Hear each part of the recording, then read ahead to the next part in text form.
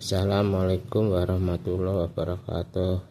Semoga dapat bermanfaat bersama channel Cahaya Hati. Semoga amal ibadahnya Bapak Kiai Zainuddin Amjad diterima Allah Subhanahu wa Ta'ala. Amin amin ya rabbal alamin. Assalamualaikum warahmatullahi wabarakatuh. Selamat mendengarkan. Lewat begitu saja, padahal itu deposit akhirat. Satu. Yang kedua, perbendaharaan surga itu apa? Wa kitmanul musibah, menyembunyikan kesulitan. Kadang orang takut menghadapi kesulitan, tapi makin kita merenung, hidup ini kan sebenarnya urusan. Takut sama urusan, ya jangan hidup. Tandanya orang hidup itu kalau punya urusan. Urusan melupakan problem sering menimbulkan kesulitan. Kesulitan bukan untuk ditakuti, tapi untuk diatasi dan dicarikan jalan keluarnya. Siapa sih orangnya yang nggak pernah sulit-sulit? Makin tinggi status sosialnya, makin gede urusannya. Makin tinggi kualitas imannya, makin berat tingkat kesulitannya. Cuma memang yang namanya enak itu seperti pelangi. Biang lala itu nggak pernah di atas kepala kita, di atas kepala orang melulu.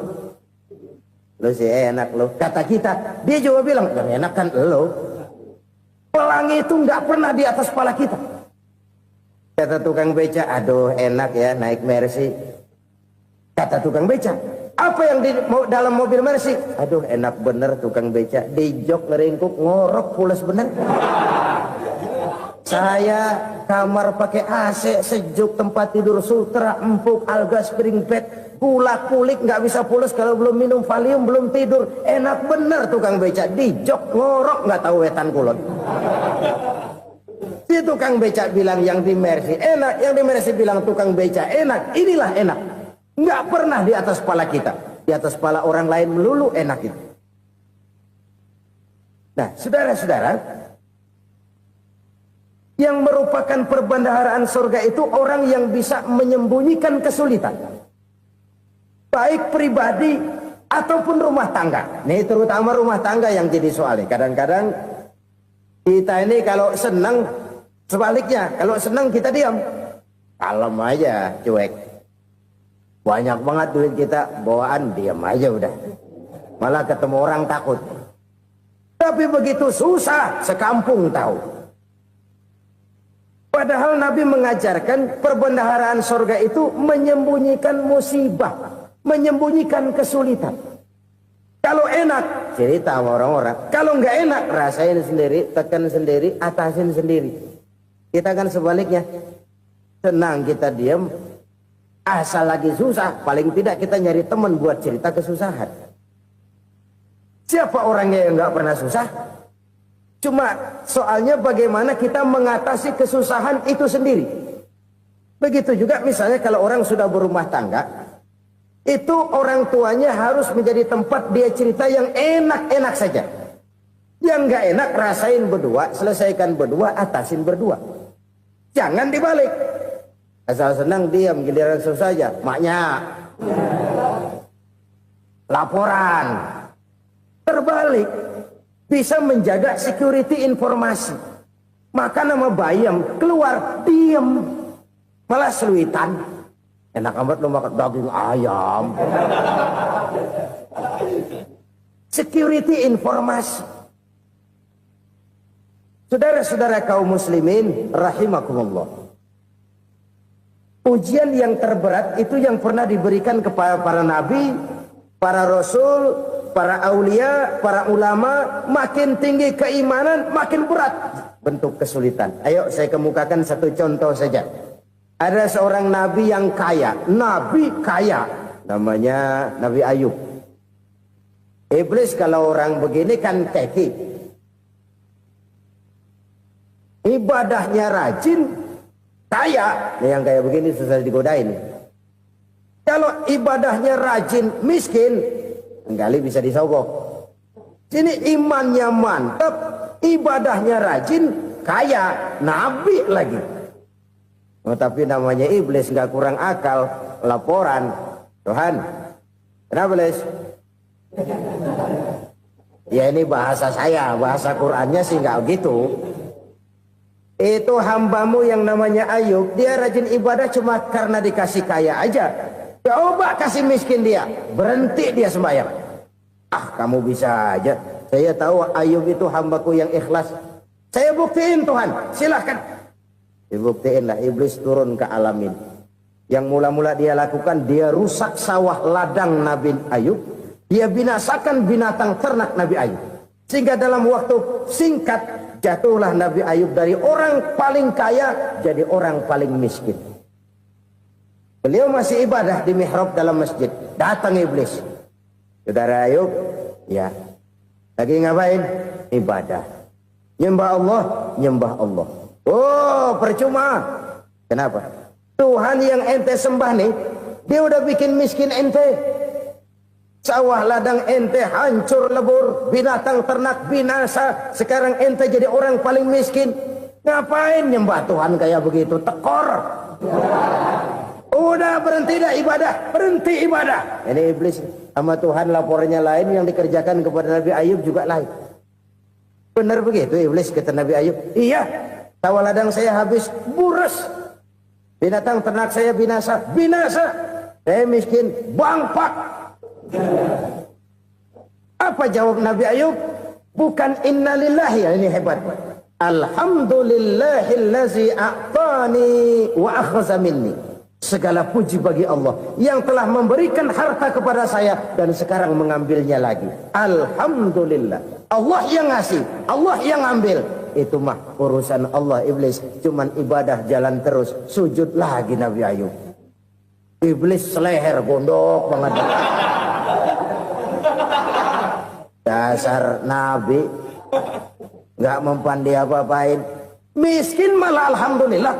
Allah yang ngasih, Allah yang ngambil. Jadi kalau kita tidak komit, kita tidak terikat kepada kaya, miskin, senang, susah, apa yang bisa bikin kita susah? Jadikan kekayaan, kemiskinan, jadikan senang, susah sebagai anak buah yang bisa kita atur. Jangan kekayaan ngatur kita, jangan kemiskinan ngatur kita. Kita yang harus mengatur mereka. Senang, susah, kaya, miskin, bahagia, sengsara, jadikan itu anak buah yang bisa kita atur. Kalau sekarang kita kaya, lain saat boleh jadi kita miskin, semiskin-miskinnya. Allah yang ngasih, Allah yang ngambil. Tenaga mana yang bisa menghalangi? Ibadah jalan terus. Iblis makin gondok. Dasar Nabi loh. Akhirnya apa? Nabi Ayub dikerjain, diberikan penyakit. Demikian fatal penyakitnya. Bayangin, udah miskin sakit. Masya Allah. Miskin sakit. Sakitnya nggak lama, kira-kira 16 tahun.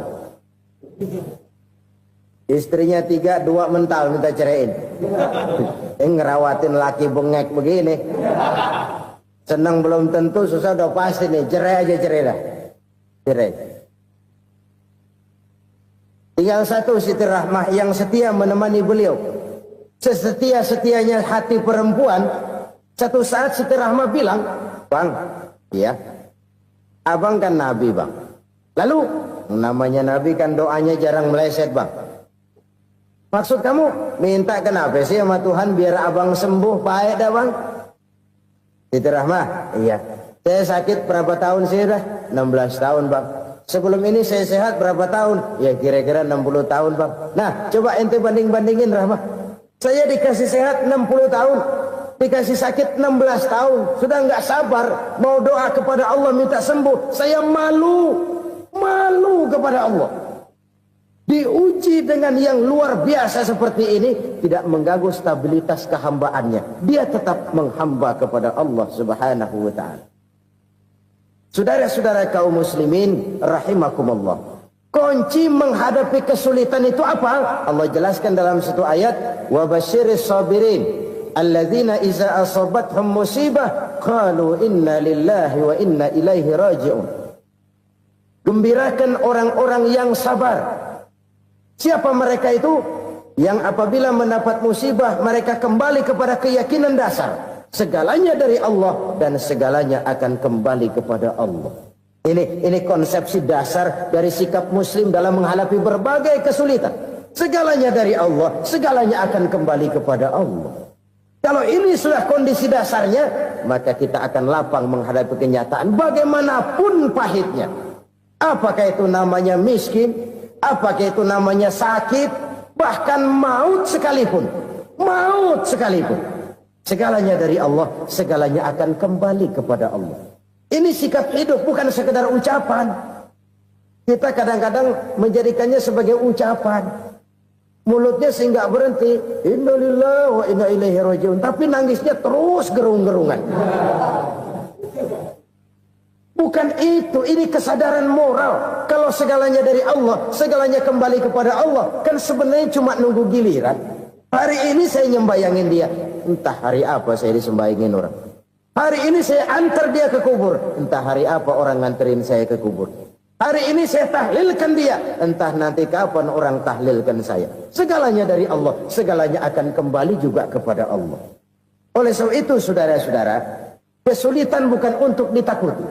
Kesulitan justru untuk diatasi, dicarikan jalan keluarnya. Dan tidak ada orang yang tidak pernah mendapat kesulitan. Tidak ada.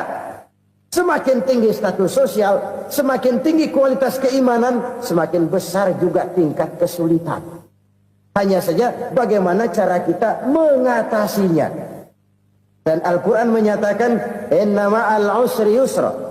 Di balik kesulitan itu pasti ada kemudahan. Roda itu berputar.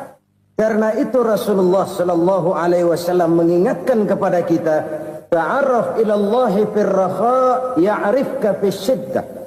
Ingatlah kepada Allah di waktu kamu senang, supaya Allah ingat kepada kamu di waktu kamu susah.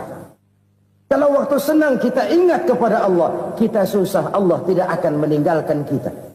Tapi kalau waktu senang kita jauh dari Allah, sujud tidak sempat, dengan masjid jauh, ketika senang kita lupakan Allah. Nanti begitu kita susah, Allah lupakan kita. Dan itu menyakitkan. Oleh karena itu orang-orang tua kita dulu bilang, kalau lagi sehat ingat-ingat lu bakal sakit nanti. Kalau lagi kaya ingat-ingat satu saat kita bakal jatuh miskin. Bahkan kalau lagi muda ingat-ingat kita bakal tua. Dan yang terpenting, kalau lagi hidup ingat-ingat kita bakal mati. Saudara-saudara kaum muslimin rahimakumullah. Jadi yang kedua yang merupakan perbendaharaan surga, menyembunyikan musibah. Saudara-saudara kaum muslimin rahimakumullah.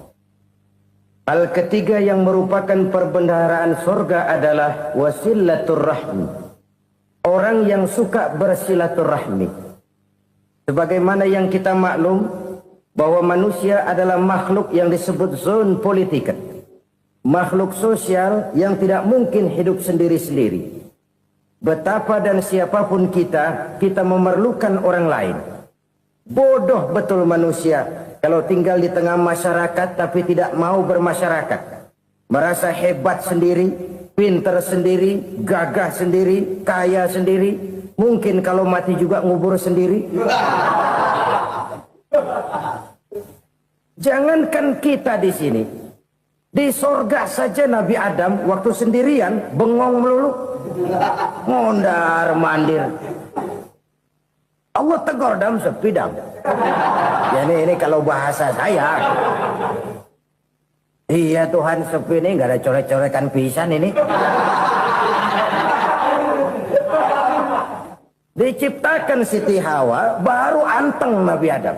Itu di sorga. Cobalah. Umpamanya saudara tinggal di Jakarta nih. Kayak bener.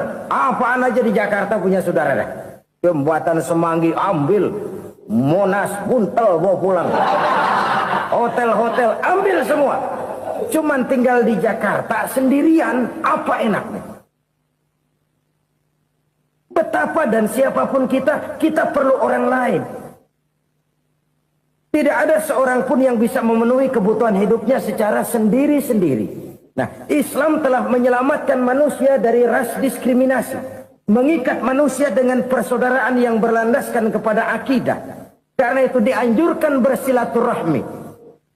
Bahkan Nabi menyatakan, Man arada ayyubsata lahu fi rizqihi wa yunsa'a fi atharihi falyasil rahimah.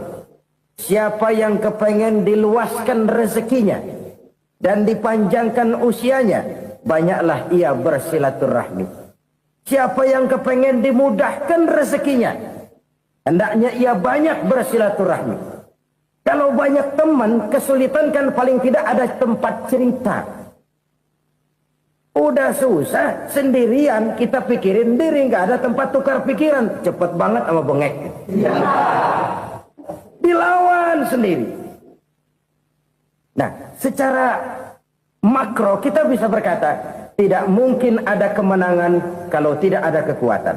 Tidak ada kekuatan kalau tidak ada kesatuan dan persatuan. Tidak mungkin ada kesatuan dan persatuan tanpa semangat silaturahmi. Kalau umat Islam mau menang, dia harus kuat.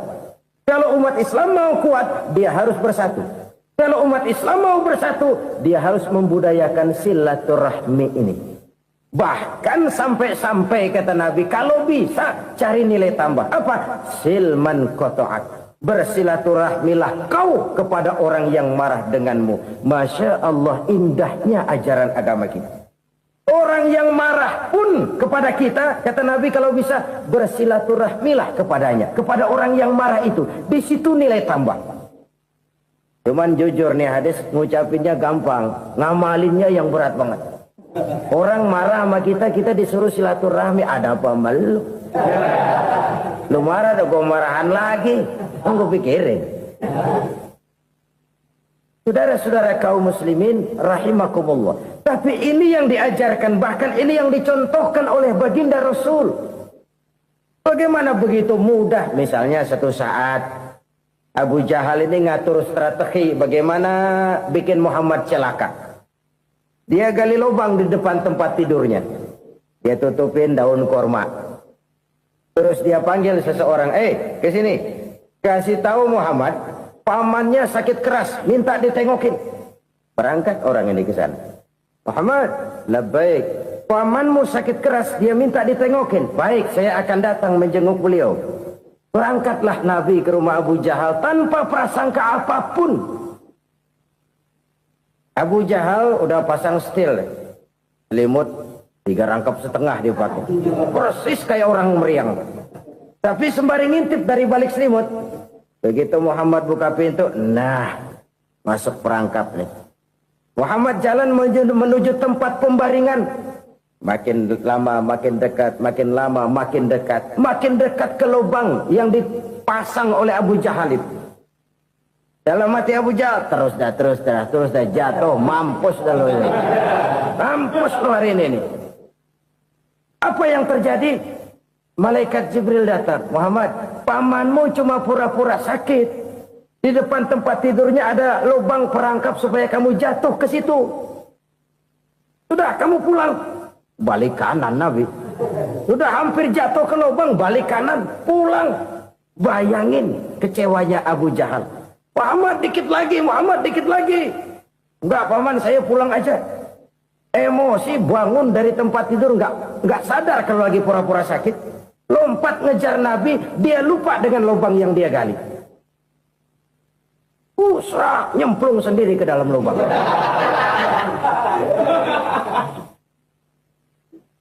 Nabi terus berlalu. Ini terjadi keanehan. Jatuh ke lubang yang dia gali itu sebenarnya nggak terlalu dalam ya. Antara 3-4 meteran lah. Tolong saya jatuh ke lubang ini. Datanglah pelayan-pelayannya itu. Angkat saya dari sini. Oh, yang ngulurin tambang. Satu gulung, belum juga nyampe itu tambang. Kurang, beli lagi ke warung. Sambung, ulur lagi, nggak juga bisa sampai. Wah, ini kerjaan Muhammad ini. Tolong, siapa salah seorang kamu ke rumah Muhammad, kasih tahu encangnya kecebur. Minta ditolongin. Sampaikan kepada Rasul. Kenapa? Pamanmu jatuh ke lubang, Muhammad minta tolong diangkatin. Tambang udah nyambung-nyambung nggak nyampe juga. Ya, nanti saya datang, saya tolong. Coba. Nyata-nyata orang berniat jahat mau mencelakakan dia. Datang dia menolong. Ini yang disebut air tuba dibalas air susu ya ini. Bukan sebaliknya. Air tuba dibalas air susu. Paman, kecebur ya? Iya Muhammad, tolong ini.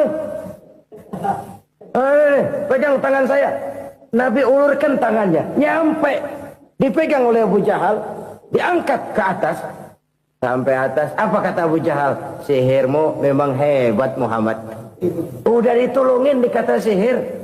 Yang enak kita kemplang kan itu orang begitu. Urusan apa? Tapi inilah akhlak. Kalau bisa kamu bersilaturahmilah dengan orang yang marah kepadamu sekalipun. Orang marah kita tetap baik. So, kalau kita berbuat baik sama orang yang memang baik, rasanya sih biasa-biasa aja. Orang baik kita baik lagi, ya draw aja, belum ada nilai tambah di situ. Baru ada nilai tambah kalau kita bisa berbuat baik kepada orang yang nyakitin kita. Itu namanya kita setingkat di atas dia. Dia sakitin kita, kita berbuat baik sama dia. Dia pelit sama kita, kita baik sama dia. Dia marahin kita, kita deketin dia. Di situ kita punya nilai tambah. Jadi siapa yang ingin diluaskan rezekinya kata Nabi dan dipanjangkan umurnya, hendaklah ia banyak-banyak bersilaturahmi. Sederhana sebenarnya silaturahmi, tapi silaturahmi membangkitkan semangat kesatuan dan persatuan. Kesatuan dan persatuan melahirkan kekuatan. Dalam matematika 1 ditambah 1 pasti 2. Tapi di tengah masyarakat, 1 orang takut ditambah 1 orang takut, hasilnya jadi 2 orang setengah berani. Kenapa setengah berani? Karena udah berdua. Tadi pan takut sendirian. Kalau dia kumpul turu-turu takutlah jadi berani. Kita yang lemah, kita yang tidak berdaya, kita yang miskin, kalau mau kompak bersatu, apa yang nggak bisa kita kerjain? Apalagi tinggal di kota besar, pilihan cuma 2. Bertahan atau minggir. Bertahan atau minggir. Untuk bisa bertahan harus mampu bersaing. Untuk mampu bersaing harus punya keahlian. Keahlian harus ditunjang dengan pendidikan. Ditambah oleh kekompakan sebagai umat.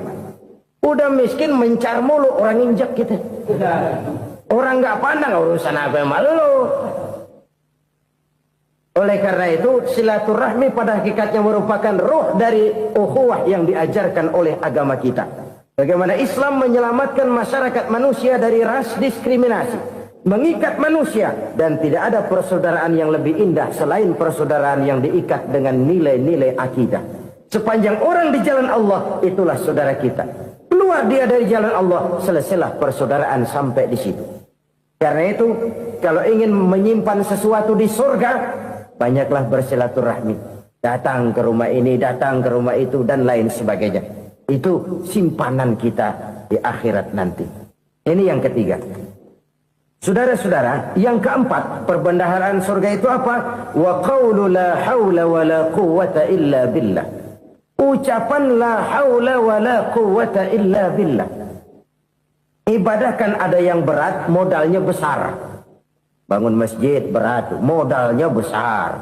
Bangun rumah sakit berat, modalnya besar. Ada ibadah yang berat, tapi modalnya ringan. Misalnya puasa. Puasa itu berat, mengendalikan nafsu. Kalau sekedar nggak makan, nggak minum sih enteng. Mengendalikan nafsu.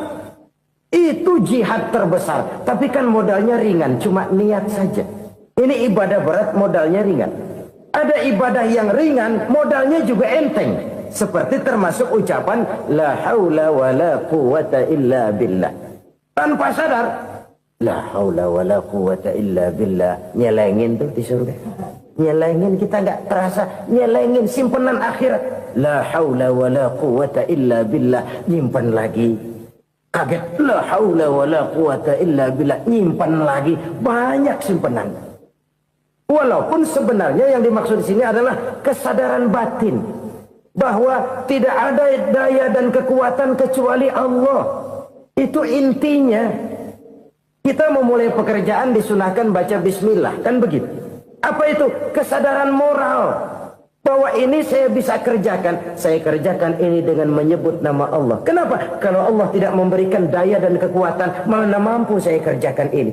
Maka saya kerjakan ini dengan menyebut nama Allah. Bismillah. Kesadaran moral. Manusia hanya wajib berusaha, tapi nggak pernah wajib berhasil.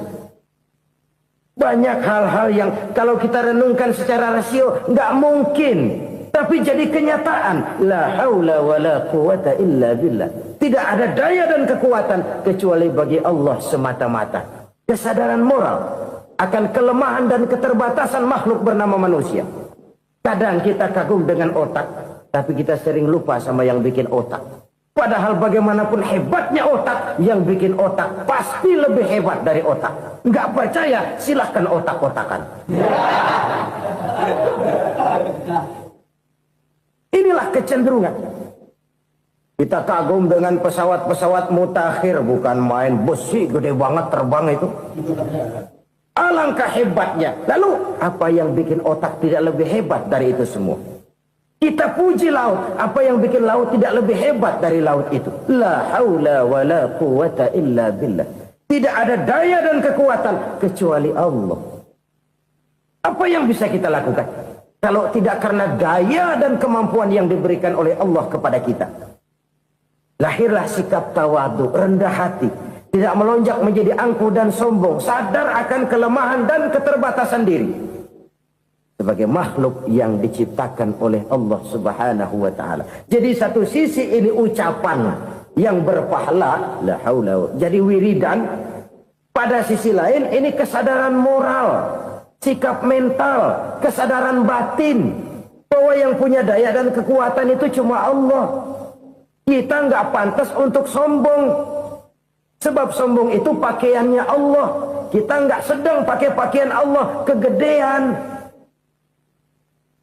Dan makin kita renungi, makin terbentur. Apa sih yang bisa kita sombongin? Kita mau sombong apa? Kaya, pintar, itu kan semua relatif. Di atas langit masih ada langit lagi. Jadi oleh karenanya, marilah kita menyadari. Manusia hanya wajib berusaha, tapi tidak pernah wajib berhasil. Yang berusaha saja tidak wajib berhasil, apalagi yang tidak berusaha. Islam bukan agama orang pemalas yang selesai sholat lalu endelohom, nggelenggem ayem-ayem. Tapi Islam bukan agama orang sombong yang setelah berusaha lalu tidak memerlukan Allah. Kita bisa saja bikin proyeksi, tahun sekian kita bakal panen besar menurut perhitungan otak. Tapi ada kejadian lain. Apa? Tikus ngambek. Habis itu dimakanin tikus, panen gagal. Proyeksi rasional gagal oleh tikus-tikus yang ngambek itu. Bisa saja terjadi. Tahun depan kita panen besar, urung. Kenapa? Musim panas panjang. Dan sekarang ini koran-koran bikin berita musim mengalami penyelewengan. Bukan cuma manusia yang nyeleweng sekarang. Musim pakai nyeleweng. Mestinya kan musim hujan udah selesai, masih hujan-hujan juga. Musim. Nah sekarang kita boleh bikin proyeksi, kita bakal panen besar. Tahu-tahu musim panas panjang, sawah retak, air kering. Cari teknokrat yang paling botak, suruh pendekin tuh musim panas. La haula wa la quwata illa billah. Inilah kesadaran moral. Saudara, saya teringat satu saat ada seorang konglomerat. Umurnya ya kira-kira 70-an. Suatu saat dia ditanya oleh wartawan, Pak, umur Bapak berapa sih? Ya paling 10 tahun. 10 tahun? 10 tahun? Anak Bapak berapa orang? Satu saja? Satu. Harta Bapak berapa? Ya paling-paling bangsa 7 juta kali. 7 juta? Iya. Pak, kenapa Bapak bohongi saya? Bapak punya buku biografi.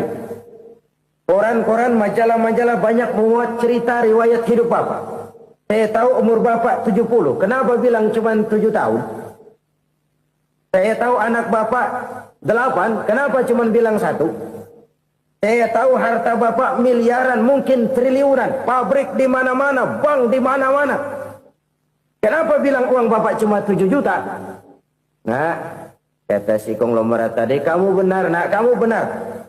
Umur saya kalau jumlahnya memang 70 nak. Cuman ingat-ingat saya, baru 7 tahun terakhir ini saya sujud. Baru 7 tahun terakhir ini saya berusaha dekat dengan Allah. Saya laksanakan perintahnya, saya jauhi larangannya. 7 tahun inilah rasanya yang ada nilainya di hadapan Allah. Yang 63 tahun matong, kelabu, kelem umur gue. Habis untuk maksiat, untuk munkarat. Maka ketika ditanya tadi, umur saya 7 tahun itu. Oh begitu Pak. Oh iya. Lalu anak Pak. Anak bapak kan 8. Kenapa bilang cuma 1? Nah, kalau jumlah hitungannya memang anak saya 8. Tapi dari 8 orang ini rasanya cuma 1 nih. Yang bakal jadi buah hati, belahan jantung. Pelanjut cerita, penerus sejarah. Bakal jadi anak soleh yang akan mendoakan saya. Cuma 1 rasanya anak saya ini yang bakal jadi buah hati saya. Besar-besaran saya. Yang akan mendoakan di kubur saya. Yang akan mendoakan di akhirat saya. Yang 7 orang mana? Masya Allah, yang atu tenggeng. Yang atu nyekek botol ngolo. Yang atu nggak karu-karuan. Makanya saya bilang 1 anak saya yang akan bisa mendoakan saya. Oh begitu Pak. Iya. Nah harta Pak. Harta Bapak kan triliunan. Pabrik Bapak di mana-mana. Uang Bapak hampir di tiap bank-bank besar. Kenapa bilang cuma 7 juta? Betul kau nak. Harta saya kalau jumlahnya memang miliaran, triliunan mungkin. Tapi yang saya ingat baru 7 juta tuh yang saya belanjakan di jalan Allah. Saya nyumbang masjid, saya santuni yatim piatu, saya bantu pembangunan pesantren, saya bantu pembangunan rumah sakit Islam. Itu yang akan saya bawa pulang ke akhirat, yang 7 juta itu. Yang triliunan itu nanti akan diperebutkan oleh anak-anak saya sebagai waris saya. Jadi harta saya 7 juta itu yang bakal nemenin saya di akhirat. Yang akan saya bawa pulang jadi teman saya. Saudara-saudara kaum muslimin, jangan-jangan orang tua itu adalah kita-kita ini. Jangan-jangan kita-kita ini adalah orang tua itu. Jangan-jangan itu potret dari diri kita masing-masing. Dari sekian umur yang diberikan Allah, berapa tahun yang ada nilainya di hadapan Allah? Dari sekian anak-anak yang merupakan amanah, berapa yang akan mendoakan kita sebagai orang tuanya menjadi anak soleh? Dari sekian banyak harta yang diberikan Allah, berapa yang akan kita bawa pulang menghadapnya nanti, yang kita belanjakan di jalan Allah? Ini sebuah potret kehidupan. Karena itu kita kembali kepada la haula wa la quwwata illa billah. Kita wajib berusaha, kita wajib berikhtiar. Selebihnya, segala daya dan kekuatan hanya milik Allah saja semata-mata. Satu kesadaran batin dari setiap pribadi muslim. Setelah ia berusaha dan berikhtiar, ia menyerahkannya kepada Allah Subhanahu wa ta'ala. Jadi, satu sisi ini merupakan wiridan ucapan yang mengandung pahala. Pada sisi lain, ini merupakan sikap batin dari seorang muslim di dalam ia menghadapi realitas kehidupan ini. Saudara-saudara kaum muslimin, rahimakumullah. Kalau ini kita jadikan satu basis kehidupan, maka ini akan menyelamatkan manusia dari kemungkinan tergelincir menjadi orang yang lupa diri dan lupa darat. Sebab itu Imamul Ghazali berpesan, jadidis safinah fa innal bahra amiq wa khuziz zad fa inna safara ba'id wa khaffifil hamla fa innal hamla sadid. Perbarui selalu kapalmu karena lautan sangat dalam. Bawa bekal yang banyak karena perjalanan ini sangat jauh. Ringankan beban karena kebanyakan beban akan menyakitkan. Alangkah indah kalimat ini, alangkah dalam makna yang terkandung di sana. Perbarui selalu kapalmu karena lautan sangat dalam. Apa artinya ini? Jaga mentalmu baik-baik. Pelihara imanmu baik-baik karena hidup penuh cobaan seperti lautan. Kita kalau berlayar di lautan kan kadang-kadang tenang, angin bertiup sepoi-sepoi basah.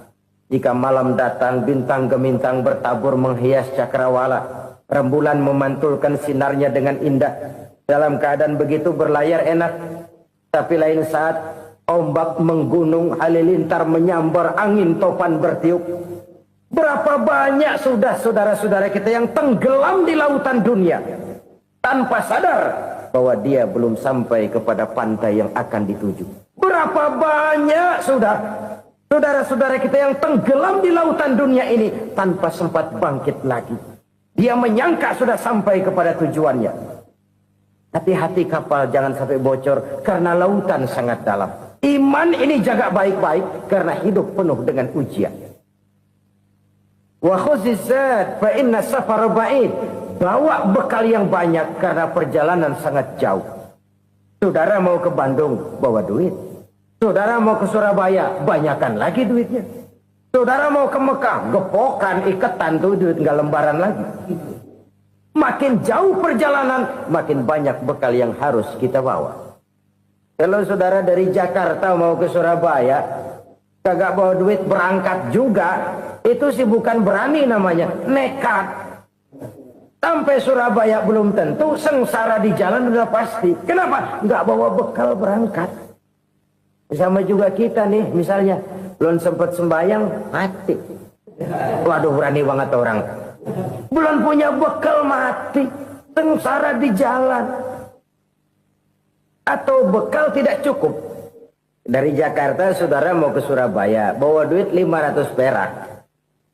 Paling jauh Cikampek nyampenya itu. Paling jauh itu.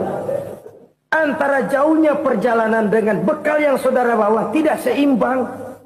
Hidup ini perjalanan panjang. A walking tour. Dimulai dari alam arwah. Sebelum jasad diciptakan, roh diciptakan lebih dulu. Dari situ pindah ke alam rahim. Dari alam rahim pindah ke alam dunia. Dari alam dunia pindah ke alam barzah. Baru menuju akhirat. Satu perjalanan panjang. Kalau bekal tidak bawa, sengsara di jalan. Bawa bekal yang banyak karena perjalanan ini sangat jauh. Wa khaffifil hamla, ringankan beban karena beban itu cuma akan menyulitkan. Kalau bekal itu sih keperluan, tapi beban nggak kita perluin, cuma ngeberat-beratin. Apa ini beban? Dosa. Kecurangan, kebatilan, kezoliman, ketidakadilan, kesewenang-wenangan. Itu akan jadi beban kita di akhirat. Alangkah celakanya, perjalanan panjang, bekal tidak bawa, beban kelewat banyak. Alamat sengsara di jalan. Pahala tidak ada, dosa berlipat ganda. Na'udzubillah, summa na'udzubillah. Kalau kita rangkum nasihat Al-Ghazali dengan kisah si konglomerat tadi, kita akan mengambil kesimpulan. Pertama, bekal terbaik dalam menghadapi gejolak kehidupan ini tidak lain adalah iman. Yang kedua, pahala dan dosa. Dua hal kontroversial. Pahala adalah bekal, dosa adalah beban. Tapi kita sekarang kan tidak begitu terangsang kepada yang abstrak. Orang berlomba mencari yang konkret-konkret saja. Yang real. Kalau memang dosa, benjol dong. Kira-kira begitu. Kira-kira begitu. Persis orang Yahudi dulu. Orang Yahudi itu kan pernah minta kepada Nabi Musa. Ya Musa, lan nu'mina laka hatta narallaha jahrah. Musa, kami nggak bakal mau beriman kepada Allah kalau belum kami lihat Allah ada nongkrong di depan kami. Kalau memang Tuhan ada, taruh dong di depan kami. Mau yang konkret-konkret saja. Kalau memang dosa, benjol dong. Kalau memang pahala, berasa dong. Orang terangsang kepada yang real, yang konkret-konkret saja. Karena itu, untuk mengejar dosa, orang mau bayar. Tapi untuk mengejar pahala, walaupun tidak bayar, orang segan. Ini yang dikatakan oleh Nabi, kamu mengharapkan ke surga, tapi kamu berat melaksanakan sesuatu yang bisa membawa kamu ke surga. Kamu ingin jauh dari neraka, tapi tiap saat kamu lakukan perbuatan-perbuatan yang justru menjerumuskan kamu ke neraka. Idda'aitum an-najata minan nar wa ramaitum fiha anfusakum. Kamu ingin selamat dari neraka, tapi kamu lemparkan diri kamu ke neraka. Kamu ingin masuk surga, tapi berat sekali kamu melakukan perbuatan-perbuatan yang bisa menyampaikan kamu di surga. Saudara-saudara kaum muslimin rahimakumullah.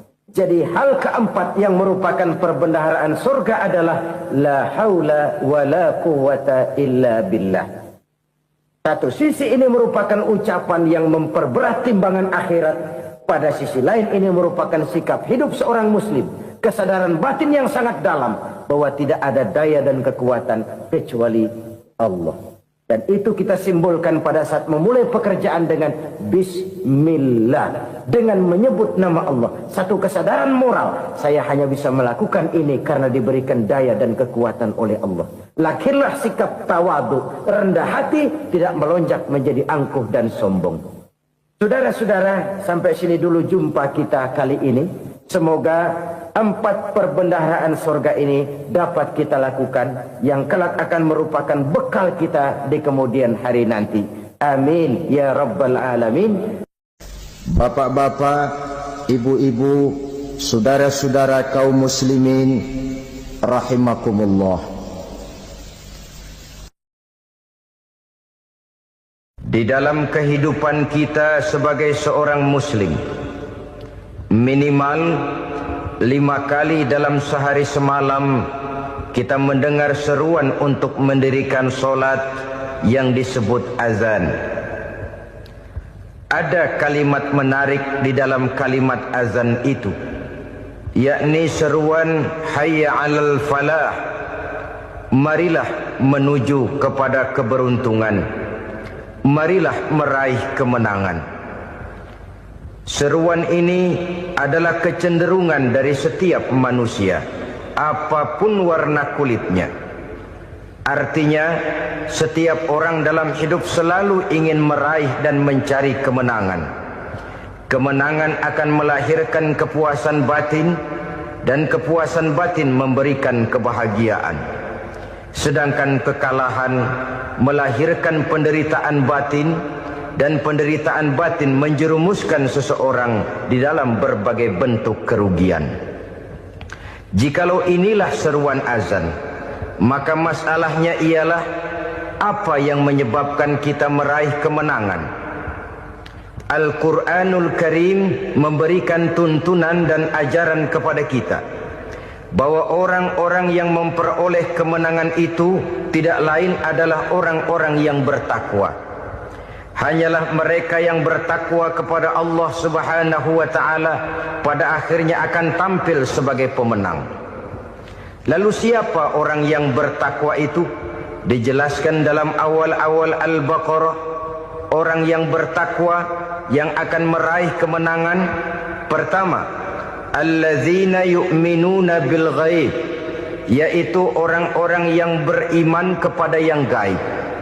Percaya bahwa ada alam yang gaib, alam yang abstrak, alam yang tidak bisa dijangkau oleh salah satu daripada panca indera kita.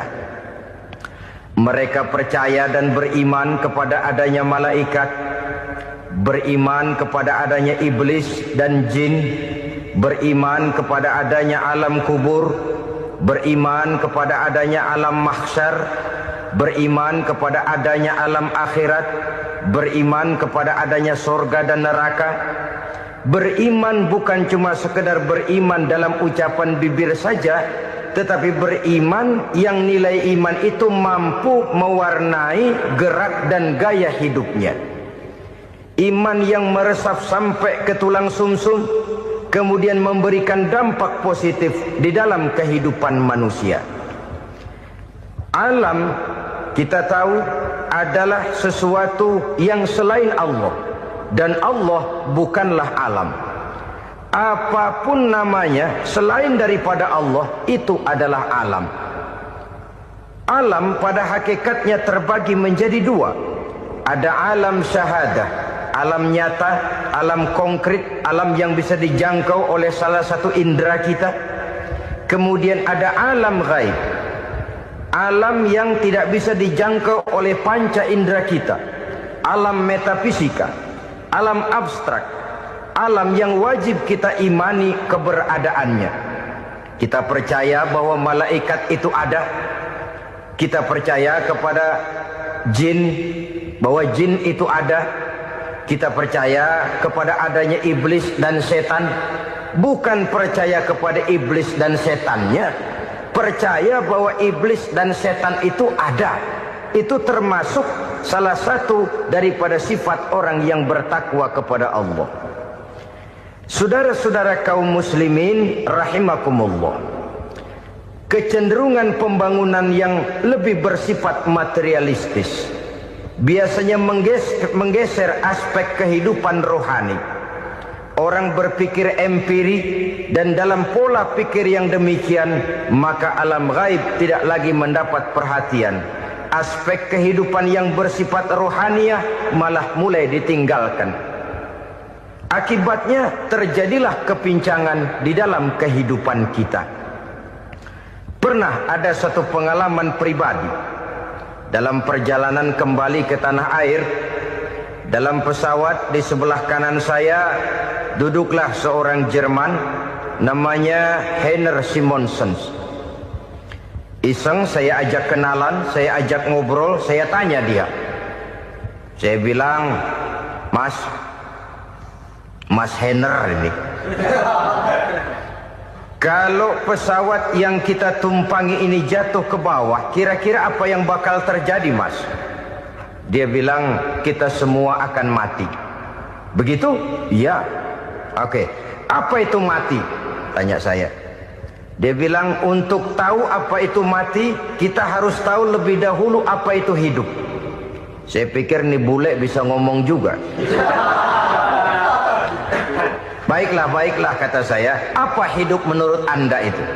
Oh, hidup itu dia bilang, kalau seluruh anggota badan kita bekerja secara normal, paru-paru memompa darah secara normal, jantung berdetak secara normal, sel-sel tubuh bekerja secara fit, dan organisme tubuh hanya mau bekerja secara normal, dia bilang, kalau kita memberi makan yang cukup, menu yang teratur, dan gizi yang lengkap. Saya bilang, kesimpulannya apa, Ner? Dia jawab, hidup adalah dari tangan ke mulut. Life is from the hand to the mouth, kata dia. Hidup adalah dari tangan ke mulut. Jadi masalah hidup tidak lebih daripada masalah isi perut. Orang pergi pagi, pulang sore, peras keringat, banting tulang, perut yang dibelain. Saya bilang, you are wrong. Sampean salah, Ner. Kamu orang Islam bukan? Bukan. Pantas. Kenapa saya salah? Dia bilang. Ya jelas salah. Salahnya di mana? Kamu ini manusia. Kalau hidup cuma dari tangan ke mulut, saya bilang, kambing di kampung saya juga begitu pikirannya, Ner. Itu kambing di kampung saya, asal perutnya kenyang, sudah hidup dia. Perkara besok bagaimana, lusa prospeknya macam mana, bulan depan ada apa, kambing nggak pernah mikir. Di kampung saya kambing juga pikirannya begitu. Kamu Kristen ya? Tadinya. Loh kok tadinya, lalu apa sekarang kamu ini? Dia bilang, sekarang saya netral. Saya tidak beragama, tapi saya percaya kepada Tuhan sebagai pencipta alam. Saya ingat benar dia bilang, I haven't any religious, but I believe to God as the creator of the world. Kenapa bisa netral begitu, Ner? Habis saya bingung katanya. Islam bilang Islam baik, Kristen bilang Kristen baik, Hindu Buddha bilang Hindu Buddha baik, semua agama baik. Saya netral sekalian, nggak beragama. Yang penting saya percaya kepada Tuhan. Saya bilang, Ner, kamu ini kayak orang mau beli celana, lalu bingung. Yang satu bilang Levi's bagus, yang satu bilang Blue Jean hebat, yang satu bilang Wool England hebat. Celana ini hebat, celana itu bagus, celana ini hebat. Semua celana bagus, kamu bingung. Akhirnya netral, tidak pakai celana. Itu juga salah. Saya pikir-pikir, kemudian saya melihat bahwa dua pola berpikir Heiner ini nampaknya sudah mulai menggejala di lingkungan masyarakat bangsa kita. Disadari atau tidak, secara jujur kita harus berkata, dua pola pemikiran Henner ini mulai berkembang di tengah masyarakat bangsa kita. Pertama, pola pikir materialisme. Hidup adalah dari tangan ke mulut. Masalah hidup tidak lebih masalah isi perut. Itu yang perlu dibela, dan disitulah arti kehidupan. Pergi pagi, pulang sore, peras keringat, banting tulang untuk mempertahankan perut. Kalau sudah kemari cara orang berpikir, maka buat apa percaya kepada yang gaib? Untuk apa sholat? Untuk apa puasa? Untuk apa zakat? Untuk apa menghadiri majelis taklim? Tanpa kepercayaan kepada yang gaib, hidup berjalan menurut alur empiris dan materialis. Kalau sudah ke sana cara orang berpikir, biasanya orang lalu cenderung menghalalkan segala cara. Hanyalah orang yang percaya bahwa akhirat ada. Hanyalah orang yang percaya bahwa alam kubur itu ada. Hanyalah orang yang percaya bahwa malaikat itu ada, hidupnya akan lebih terarah dan terkendali. Karena kepercayaan kepada yang gaib, yang merupakan fase daripada kehidupan setelah hidup yang sekarang ini, mewarnai gerak pribadi seseorang di dalam dia melakukan kegiatan hidupnya. Pola berpikir materialisme, disadari atau tidak, mulai menggejala di lingkungan masyarakat bangsa kita. Hidup tidak lebih dari urusan tangan ke mulut, mulut ke tangan, tangan ke mulut. Asal perut sudah kenyang, hiduplah sudah. Perkara bagaimana prospek hari yang akan datang, bagaimana akhirat, tidak jadi persoalan. Ini yang oleh Nabi diperingatkan, ad-dunya sijnul mu'min wa jannatul kafir. Dunia adalah penjara bagi orang beriman dan surga bagi orang kafir. Dulu di zaman Belanda hadis ini pernah disalah tafsirkan, disalah artikan, digunakan sebagai senjata untuk mengkebiri dan membuat impoten umat Islam.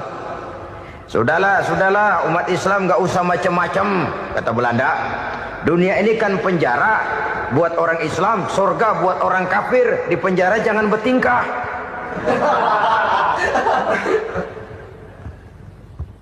Pengertiannya tidak begitu. Dunia adalah penjara bagi orang mukmin. Artinya dalam kehidupan dunia seorang mukmin tidak bebas memperturutkan hawa nafsunya. Di penjara hawa nafsunya. Sebaliknya, surga bagi orang-orang kafir. Buat orang kafir, surgalah dunia ini. Mereka bebas memperturutkan hawa nafsunya. Dilarang tidak terlarang, dicegah pun tidak tercegah. Mereka hidup menurut alur bisikan nafsu mereka sendiri. Kemudian bila ajal datang, maut merenggut nyawa, selesailah surganya sampai di situ. Maka bagi orang-orang yang tidak percaya kepada adanya akhirat, kepada adanya alam gaib, surganya sebatas umurnya. Sekali lagi, surganya sebatas umurnya. Bila umur selesai, ajal pun datang merenggut nyawa, selesailah sudah surganya sampai di situ. Alangkah pendeknya perjalanan orang-orang yang tidak percaya kepada alam gaib ini. Bagi kita mukmin, jikalau kita mampu memenjarakan hawa nafsu, kita bisa bahagia di dunia ini. Dan Islam memang tidak menyuruh kita sengsara di dunia.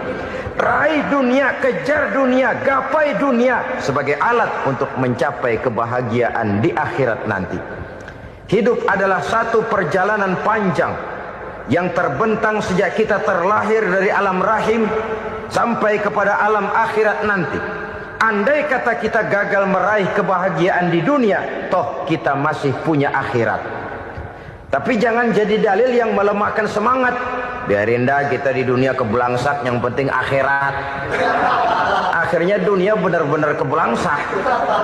Bagaimana dunia ini bisa kita raih? Dan bagaimana meraih dunia untuk menunjang kepentingan akhirat nanti? Yang kedua dari pikiran Henner yang saya lihat menggejala di lingkungan masyarakat bangsa kita, timbulnya manusia-manusia netral. Seolah-olah Tuhan yes, agama no. Sama Tuhan percaya, agama ogah.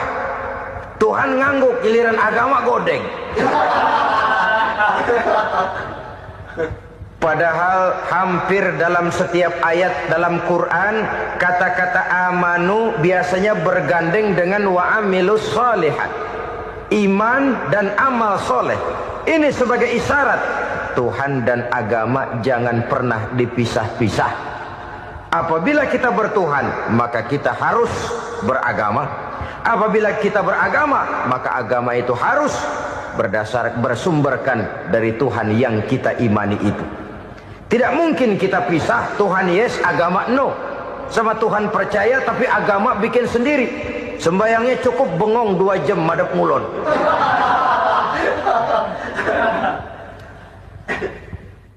Saudara-saudara kaum muslimin rahimakumullah. Jadi dengan demikian, agama yang kita akui merupakan unsur mutlak di dalam pembangunan sekarang ini, merupakan bagian dari kehidupan yang menuntun kita bahwa di balik alam nyata ini, di balik alam syahadah ini ada alam gaib. Dan mudabbir, murabbi, yang mengatur, yang menguasai, yang memelihara baik dia alam nyata, baik dia alam gaib, tidak lain adalah Allah Subhanahu wa ta'ala. Di sana ada satu super power, satu maha kekuatan yang kita perlu bersandar kepadanya. Sebagai makhluk nyata yang hidup di alam nyata, berbuatlah secara nyata sebagaimana harusnya kita berbuat. Karena Islam jelas bukan agamanya orang pemalas. Islam jelas bukan agamanya orang yang mengajarkan setelah selesai sholat boleh duduk, nggelenggem ayam-ayam, ndelohom, menghitung bintang di langit sambil menunggu keajaiban. Tidak. Islam adalah agama yang mengajarkan apabila sholat sudah selesai kamu kerjakan, bertebaranlah di permukaan bumi, cari karunia Tuhanmu. Jangan hidup berpangku tangan menunggu keajaiban. Karena hidup bukan undian. Jangan berharap untung besar tanpa mau peras keringat. Tapi di sebalik itu toh kita juga harus yakin bahwa di sisi usaha nyata yang kita lakukan ada satu super power, satu maha kekuatan gaib yang menentukan berhasil dan tidaknya usaha kita. Kepercayaan kepada hal semacam inilah yang mendorong kita untuk mempunyai sandaran vertikal, agar jikalau usaha ini berhasil, kita tidak lupa diri dan lupa daratan. Jikalau usaha ini gagal, kita tidak putus asa dan buruk sangka, tidak cupik pandangan dan sempit hati, tapi mampu melihat persoalan dengan kacamata putih sambil husnuzon kepada Allah Subhanahu wa ta'ala. Kita percaya malaikat itu ada. Ada yang namanya raqib dan atid, mengawasi gerak hidup kita sampai kepada gerak hati kita. Ini memberikan sugesti agar kita berhati-hati. Tidak sejengkal tanah pun kita bisa berlindung dari pengawasan raqib dan atid. Ada munkar nakir yang akan menyoal kita di alam kubur. Ada malaikat Malik, penjaga neraka. Ada malaikat Ridwan yang menjaga surga. Kita percaya kepada adanya jin. Kita percaya kepada adanya setan, iblis. Percaya kepada adanya, bukan mempercayai si setan, si iblis lalu menjadikannya sebagai teman. Tidak. Percaya bahwa mereka itu ada dan merupakan makhluk Allah yang gaib yang diciptakan Allah Azza wa Jalla. Kepercayaan kepada alam gaib memberikan motivasi terhadap gerak lahir manusia, sehingga dengan motivasi kepercayaan kepada yang gaib, gerak lahir jadi lebih terarah, jadi lebih terpelihara. Pernah seseorang bertanya, "Pak, apakah adanya akhirat bisa dibuktikan secara ilmiah?" Saya bilang tidak bisa, tidak bisa. Kenapa? Karena yang berangkat nggak pernah pulang kembali lagi. Kalau dia pulang kemari bisa kita tanya bagaimana enak di sono. Cuma secara moral saya katakan, lebih beruntung orang yang percaya kepada akhirat daripada yang tidak. Sekarang saudara percaya akhirat ada, lalu saudara baik-baik di dunia, sholat, puasa, zakat, menolong orang lain, menebarkan kebajikan. Saudara mati, andai kata akhirat tidak ada, toh dalam hidup saudara sudah berbuat baik. Paling tidak nama saudara akan dikenang sebagai orang baik. Sebaliknya, saudara percaya, kata saya, bahwa akhirat tidak ada, lalu hidup semau-maunya, tenggelam dalam maksiat dan munkarat, menentang Allah, tidak mau ruku dan sujud. Lalu saudara mati, kemudian akhirat ada, ayo mau apa? Bekal tidak punya. Jadi secara moral lebih beruntung orang yang percaya kepada adanya akhirat daripada yang tidak percaya. Dan itu alam gaib yang tidak bisa dibuktikan secara eksat. Jangankan untuk membuktikan seperti itu, dalam kehidupan sehari-hari saja yang kita rasakan tidak selalu berbentuk toh. Angin, bagaimana sih bentuknya angin? Kita tidak tahu. Merah, buktinya kalau dikerok merah. Yang merah itu kulit, yang kulit kita bukan anginnya. Sakit, rasa sakit itu ada, tapi bagaimana bentuk sakit kita nggak pernah tahu. Kalau kita makan cabai pedas, bagaimana bentuk pedas itu tidak ada, tapi rasa ada. Bentuk pedas hijau, cabainya bukan pedasnya. Tidak semua yang kita rasakan bisa kita gambarkan dalam bentuk yang konkret. Oleh karena itu, sekali lagi bahwa kepercayaan kepada alam yang gaib mampu memberikan satu sugesti yang menata kehidupan seseorang lebih lurus, lebih terarah, dan lebih terkendali. Maka wajar kalau kepercayaan kepada yang gaib mengantarkan seseorang untuk meraih kemenangan. Kenapa?